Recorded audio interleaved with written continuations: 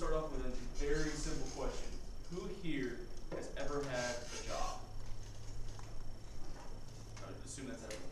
So, for my entire life, I've been very fortunate to have a decent summer job, whether it be landscaping, helping out with concrete, or being a waiter.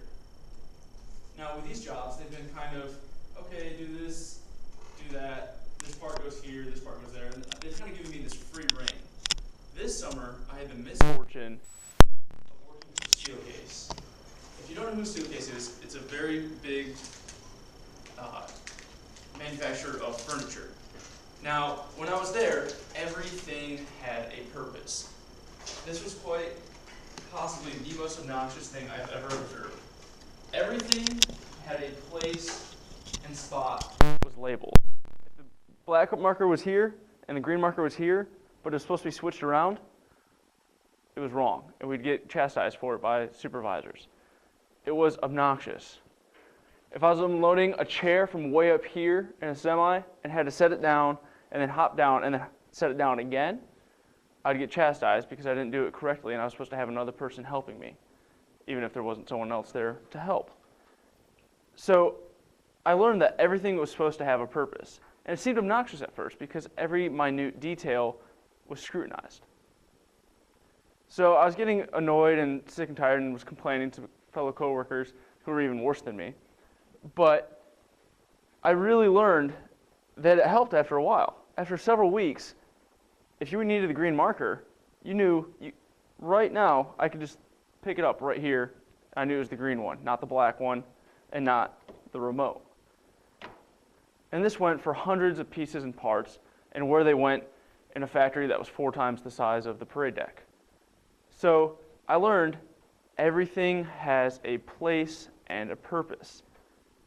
And this is so you can really prioritize your time and really make the most efficient use out of it. You can do things without thinking about it because you know where everything is, you know where everything needs to go.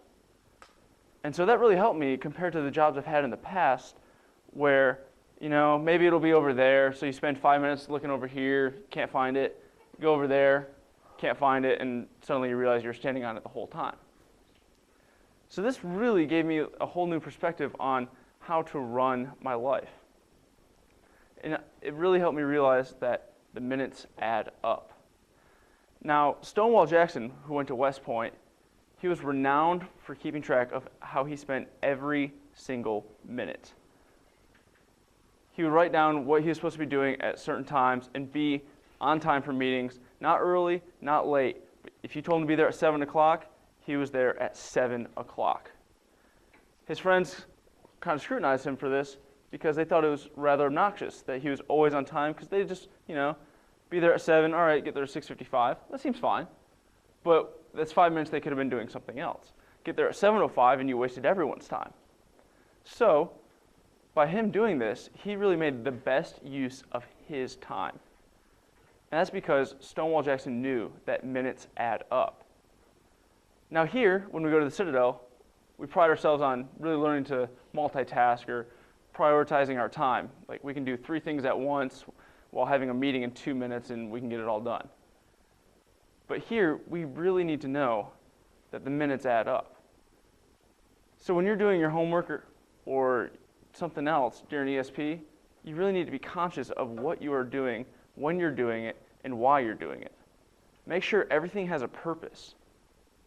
Because if you're wasting your time, you're wasting your most valuable resource, the one thing you will never get back. You can get money, you can get anything back, but you cannot get your time back. So just remember, whenever you're doing anything, you don't have to be like Stonewall Jackson. You don't have to track every single second where you're going to be. But just remember that the minutes add up. Thank you.